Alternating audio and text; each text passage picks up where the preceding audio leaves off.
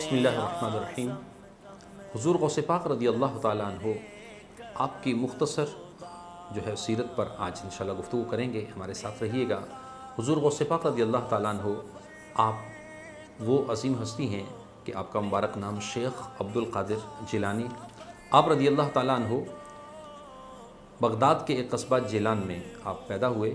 اور آپ کا مبارک نام عبد القادر ہے۔ آپ کی ولادت باسعادت 470 سنہ ہجری میں ہوئی، اور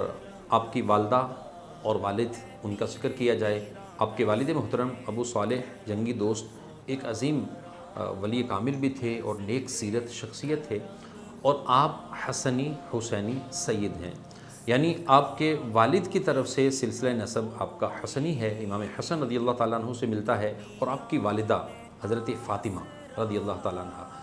آپ فاطمہ رضی اللہ تعالیٰ عنہ، آپ کا سلسلہ نسب جو ہے وہ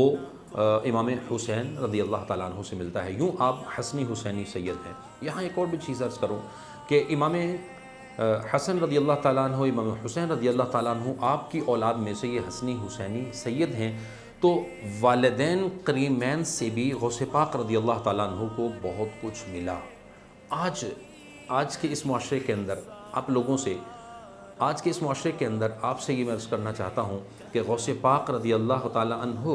کی جب ہم بات کرتے ہیں، اولیاء اللہ کی بات کرتے ہیں، تو ہم اس چیز کو بھول جاتے ہیں کہ ہم جب یہ چاہ رہے ہوتے ہیں ہماری اولاد نیک ہو، تو اپنی اولاد نیک چاہتے ہیں تو یاد رکھیے گا ہمیں بھی نیک بننا ہوگا۔ غوث پاک کے والد بھی نیک تھے، والدہ بھی نیک تھی۔ غوث پاک کے والد بھی اللہ کے فرما بردار بندے تھے، والدہ بھی فرما بردار بندی تھی۔ غوث پاک کے والد بھی قرآن پاک کی تعلیمات پہ عمل کرنے والے تھے، غوث پاک کی والدہ بھی تعلیمات قرآن پہ عمل کرنے والی تھی۔ غوث پاک کے والد بھی نمازی تھے، والدہ بھی نمازی تھی۔ غوث پاک کے والد بھی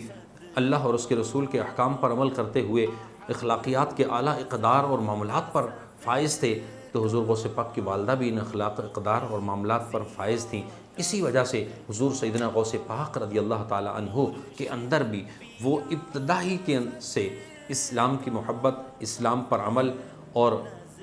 آپ رضی اللہ تعالیٰ عنہ کو اللہ نے اعلیٰ صفات عطا فرمائی تھی۔ تو آج یاد رکھیے گا، ہم اپنے معاشرے کے اندر ہم یہ چاہتے ہیں کہ بچہ تو نیک بنے، خود نیک نہیں ہوتے۔ بچہ تو جو ہے جھوٹ نہ بولے، خود جھوٹ بولنا نہیں چھوڑتے۔ ہم کہتے ہیں بچہ جو ہے وہ نافرمانی نہ کرے، خود نافرمانیاں کرنا نہیں چھوڑتے۔ تو اولاد کے لیے، والدین کے لیے ایک بڑا میسج ہے غوث پاک کی تعلیم سے، غوث پاک کی سیرت سے، اور پھر غوث پاک رضی اللہ تعالیٰ عنہ ان کی کرامات اور ان کے معاملات تو واقعتاً ایسے تھے کہ لوگ ان کے قریب آتے تھے، لیکن ان کے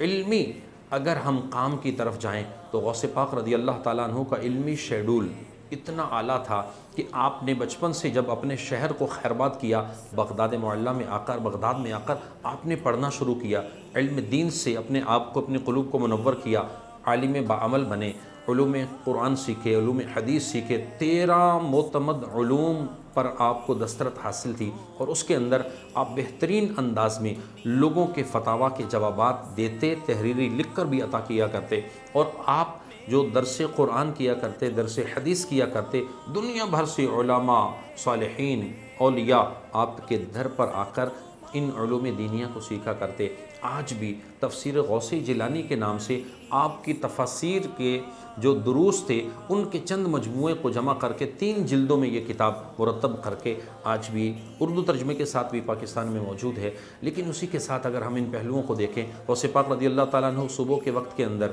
جب آپ درس دینا شروع کرتے اور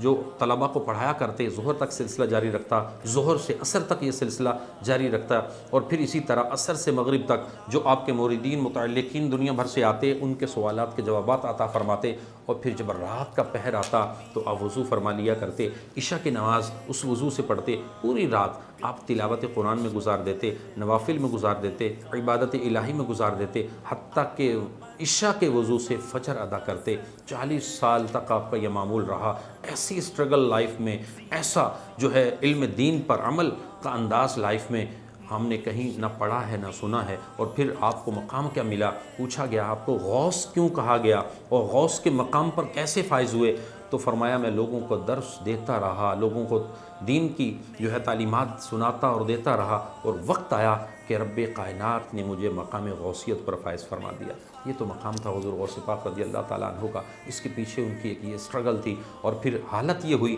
کہ جب آپ کے وصال کا وقت قریب آیا تو آپ کے مریدین اور متعلقین کی تعداد کیا تھی؟ فرمایا کہ 1,00,000 سے زائد وہ مسلمان جو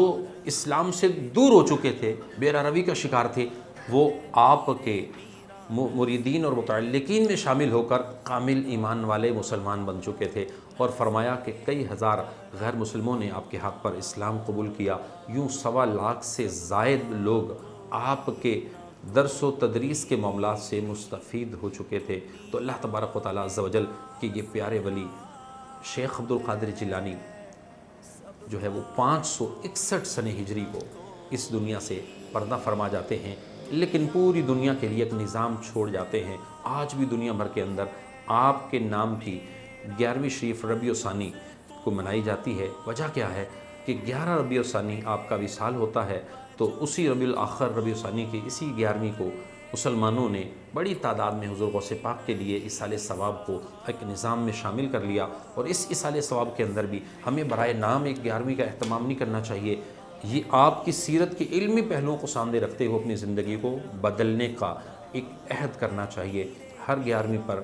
ہر اس تاریخ پر کہ جب غوث پاک کی وصال کی خبر آئے یا اس کے عرس کی جو ہے وہ ایام ہوں، اللہ تعالیٰ عز و جل کی بارگاہ میں دعا ہے خالق کائنات حضور غوث پاک رضی اللہ تعالیٰ عنہ کے اعلیٰ اخلاق و اقدار سے ہمیں بھی حصہ عطا فرمائے، اور ان کے علوم سے ہمیں ہمارے قلوب کو منور فرمائے۔ جزاک اللہ خیرہ، ہمارے ساتھ رہیے گا، انشاءاللہ اس طرح کی مزید معلومات بھی مختلف اولیاء بزرگان دین کے حوالے سے ہمارے اس یوٹیوب چینل پر آپ کو ملتی رہیں گی۔ اللہ نگہبان۔